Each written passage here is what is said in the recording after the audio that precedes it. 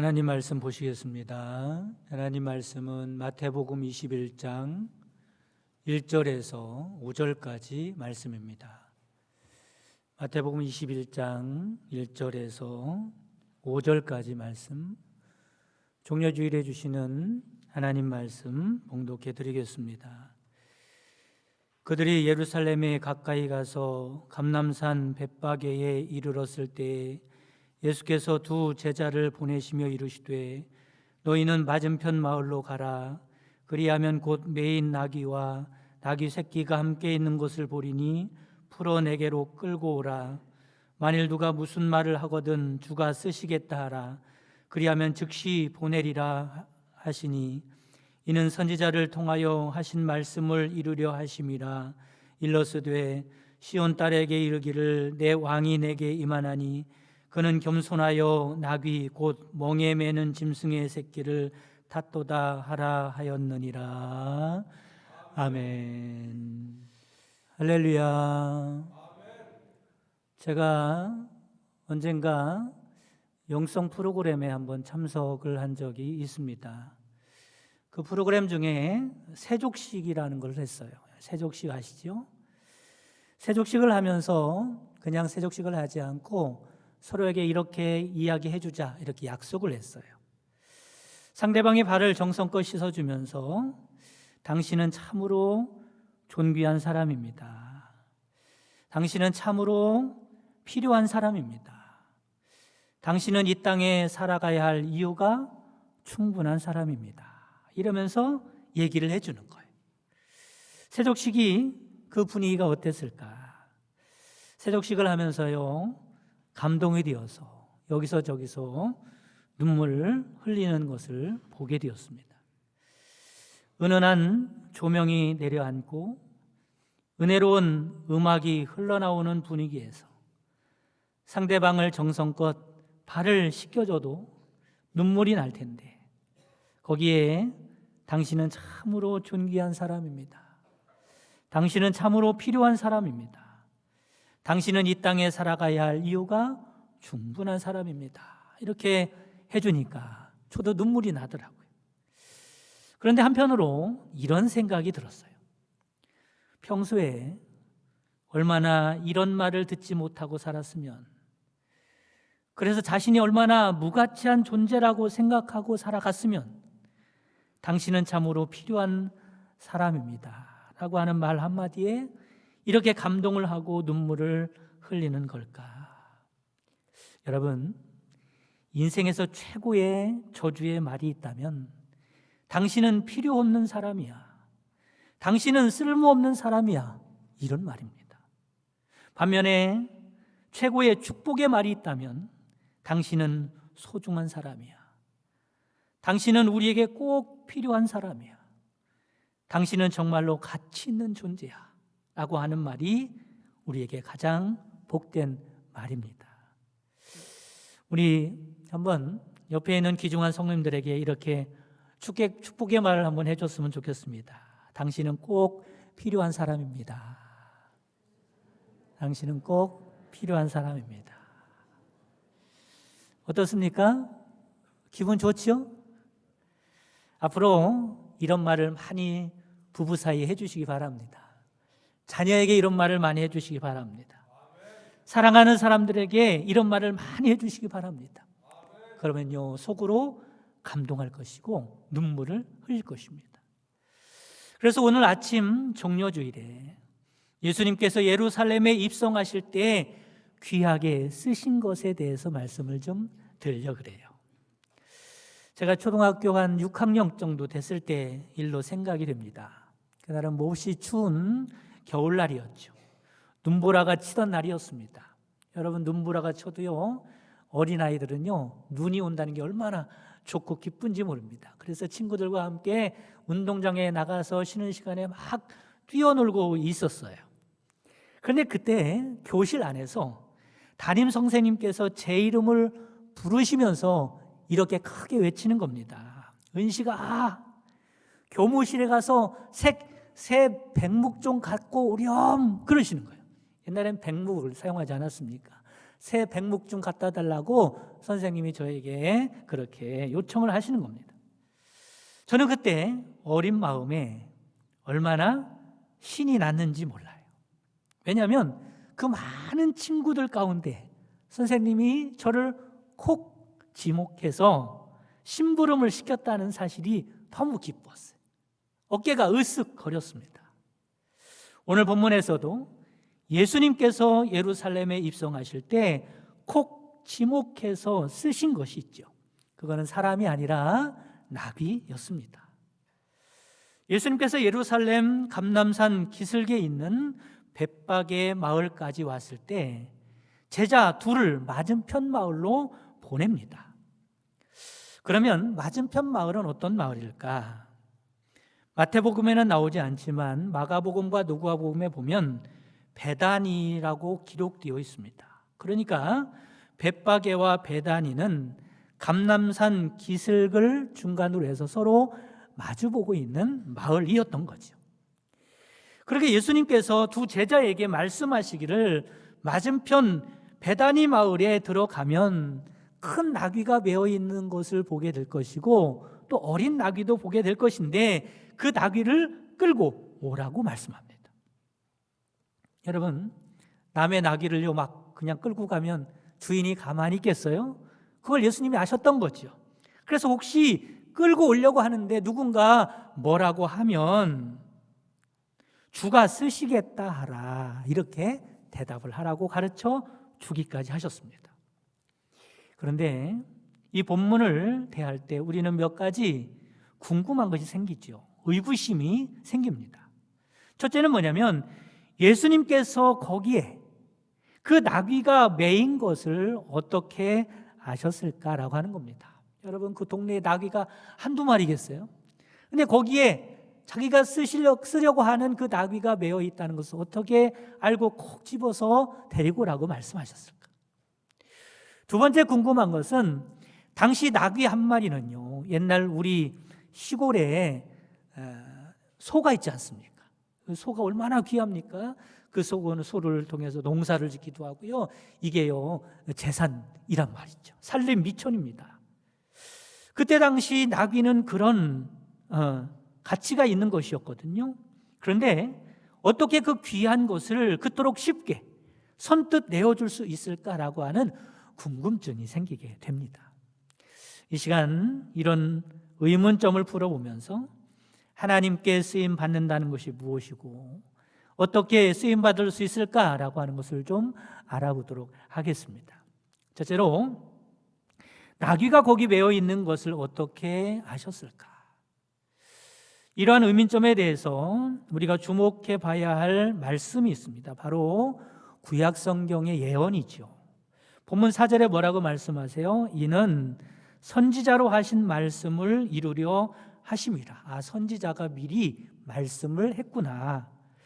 그 정확한 예언의 말씀은 스가랴 9장 9절 말씀입니다. 시온에 따라 크게 기뻐할지어다, 예루살렘에 따라 즐거이 부를지어다. 보라, 내 왕이 내게 임하시나니. 여기서 왕은 예수님을 가리키죠. 예수님에 대해서 예언을 하는 말씀입니다. 그는 공의로우시며 구원을 베푸시며 그런데 겸손하여서 나귀를 타시나니 나귀의 작은 것 곧 나귀 새끼니라. 그러니까 이 스가랴 선지자가 그것도 490년 전에, 그 일이 있기 전 490년 전에 벌써 그 나귀 새끼에 대해서 예언을 했다라고 하는 겁니다. 그러니까 지금 예수님께서 이 구약 성경에 예언된 어린 나귀를 정확하게 지목하고 계시는 거죠. 여러분, 놀랍지 않습니까?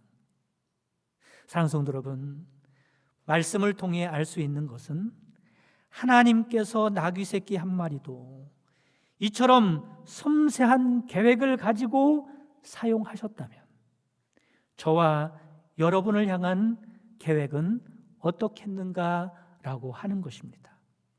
바라기는 여러분 한 사람 한 사람이 얼마나 소중하고 대단한 사람들인지 깨달으시기를 간절히 바랍니다. 나는 아무것도 아니야. 나는 쓸모없는 사람이야. 나 같은 사람이 뭘 할 수 있겠어? 절대로 이런 생각하지 마시기 바랍니다. 하나님의 마음을 심히 아프게 하는 큰 불신앙. 하나님은 우리를 절대로 그렇게 여기지 않습니다. 하나님은 우리를 절대로 그렇게 생각하지 않습니다.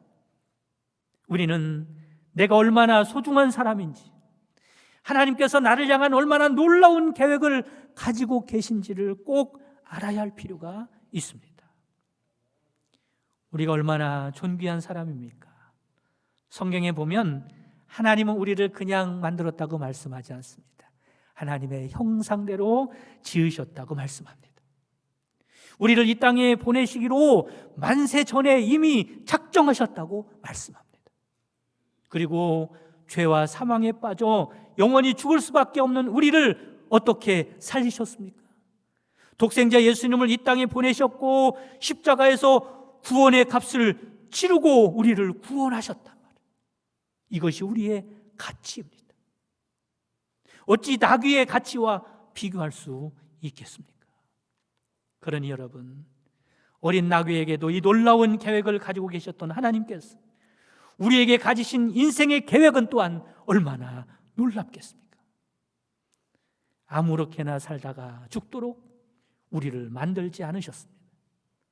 아무런 의미 없이 살도록 우리에게 그 귀한 생명을 주시지 않았습니다. 하나님께서 우리를 가치 있고 귀하게 쓰시려고 생명을 주시고 우리를 구원하신 줄 믿으시기를 바랍니다. 그런데 단서가 하나 붙죠. 그게 뭐냐면 그 가치는 하나님을 위하여 쓰임 받을 때 드러나는 것입니다. 인생에 주어진 가치는 단서가 붙는 거예요. 그냥 살아갈 때가 아니라 하나님을 위해서 살아갈 때 그 가치가 드러나고 보여지는 겁니다. 오늘 본문에 나오는 나귀도 수레를 끄는 데 쓰임 받을 수 있었을 것이고 짐을 지고 나르는 데 쓰임 받을 수 있었을 것입니다. 그러나 본문에 나온 나귀는 어떻게 하나님께 쓰임 받았습니까? 예수님을 위해 영광스럽게 쓰임 받았습니다. 이 일을 위해서 예수님께서 부르신 것이고 이 일을 위해서 예수님께서 이 나귀를 예정하셨던 것입니다. 그것이 바로 나귀의 가치라는 거죠. 마찬가지로 하나님께서 우리를 부르시고 우리를 구원하신 것은 하나님을 위하여, 하나님의 나라를 위하여, 생명 살리는 주님의 몸된 제단을 위하여 영광스럽게 쓰시려고 우리를 부르신 줄 믿으시기를 바랍니다. 바라기는 이 영광스러운 일에 꼭 쓰임받으며 살아가는 복되고 가치 있는 인생이 되시기를 주님의 이름으로 축원합니다.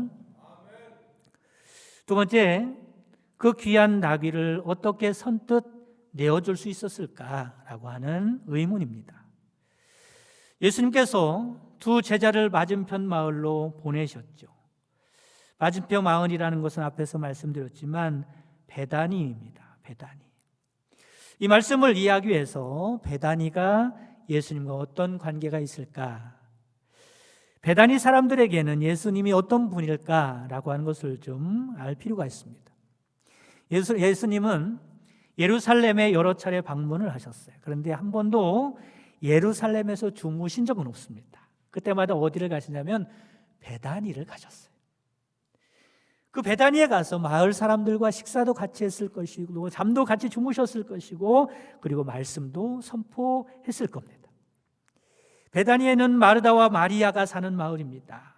거기서 오라버니가 되는 나사로를 죽었을 때 살리는 역사도 일으켰습니다. 예수님은 왜 이렇게 베다니를 좋아하셨을까? 베다니는 슬픔의 집, 가난한 사람들의 집이란 뜻을 가지고 있어요. 그런 뜻만 갖고 있는 게 아니라 그 안에는, 그 마을에는 그런 사람들이 정말로 많이 살고 있었습니다. 베다니는 슬픔의 집, 가난한 사람들의 집이란 뜻을 갖고 있었고 그런 사람들이 있고 있었기 때문에 예수님은 아픔과 슬픔, 질병과 고통을 삼키고 살아가는 사람들의 친구가 되어주셨고 그들의 구원자가 되어주셨고 그들의 소망이 되어주셨습니다. 주님은 이 마을 나병 환자를 고치기도 하셨죠. 죄 많은 여인의 아픔을 어루만져 주기도 하셨습니다. 그렇기 때문에 베다니 사람들에게 예수님은 특별했어요. 대부분의 사람들은 예수님을 구원자로 믿었을 것입니다. 그러므로 베다니 사람들은 예수님을 위해서라면 못해드릴 게 없었습니다.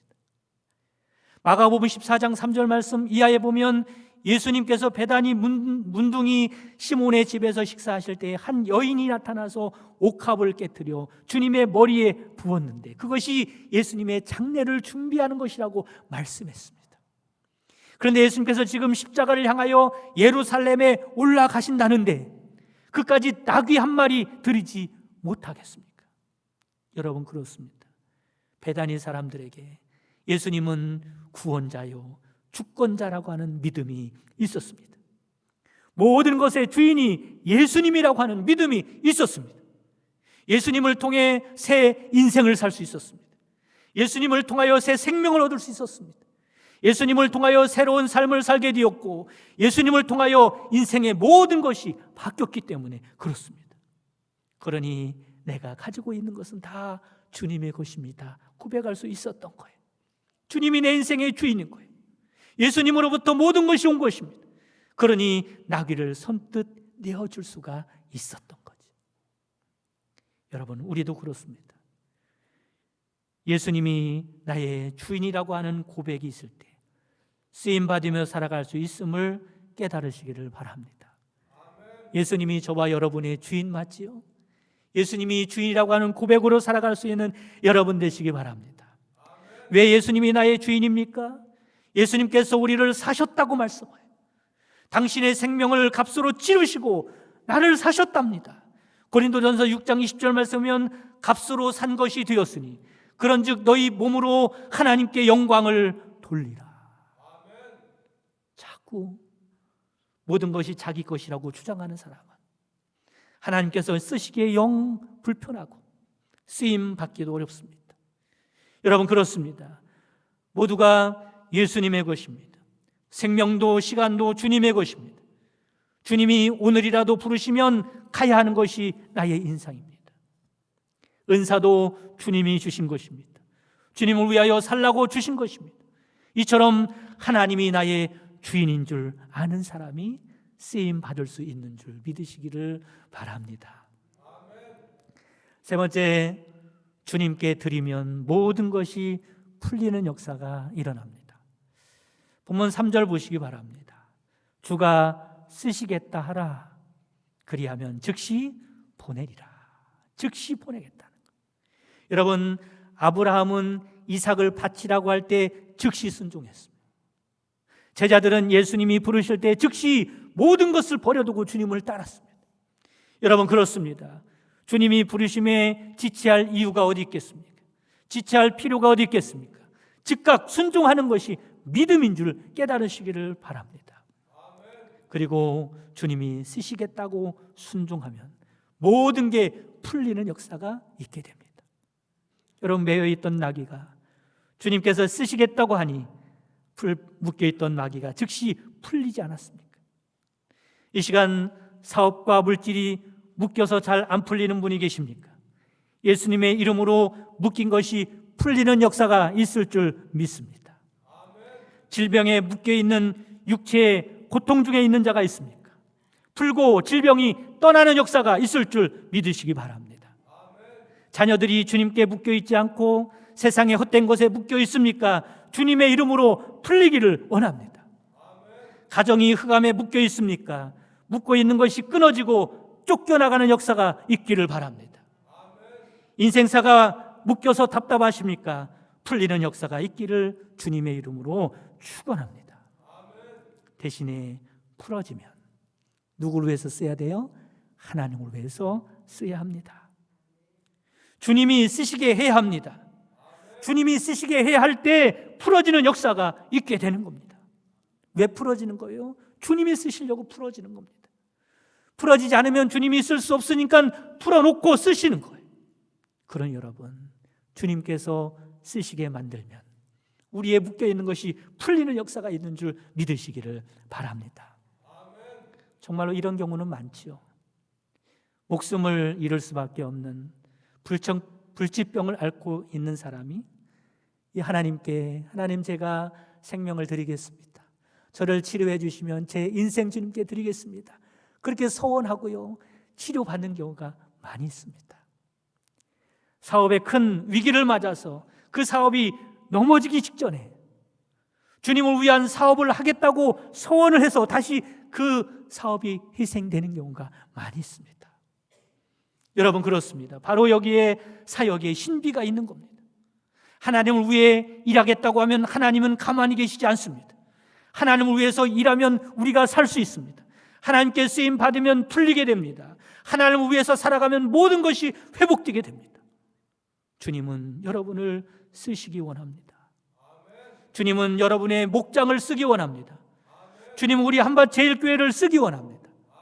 오늘 종려주일에 하나님께 쓰임받기 위하여 예루살렘에 입성하시는 예수님처럼, 예수님께서 예루살렘에 입성하시면서 쓰셨던 나귀처럼 쓰임받으며 살아가는 여러분 되시기를 간절히 바랍니다. 그리고 주님께 쓰시도록 내어드리는 것마다 풀리는 역사가 있기를 주님의 이름으로 축복합니다.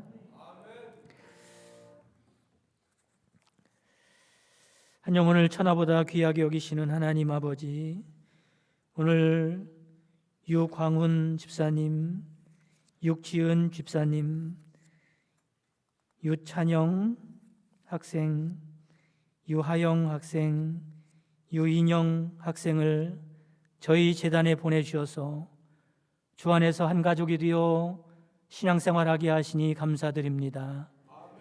바라기는 이 가정이 주님 앞에 나올 때마다 하나님의 사랑과 은혜를 풍성히 받게 하여 주시옵소서. 주님을 때마다 만나게 하시고 경험하여 항상 주님의 은혜에 감격하며 살아갈 수 있는 가정이 될 수 있도록 축복해 주시옵소서. 이 재단에 나와 기도하는 곳마다 응답받게 하시고 이 재단을 섬길 때 가정과 자녀와 생업 위에 한량없는 은혜와 복이 넘치는 삶을 살게 하여 주시옵소서.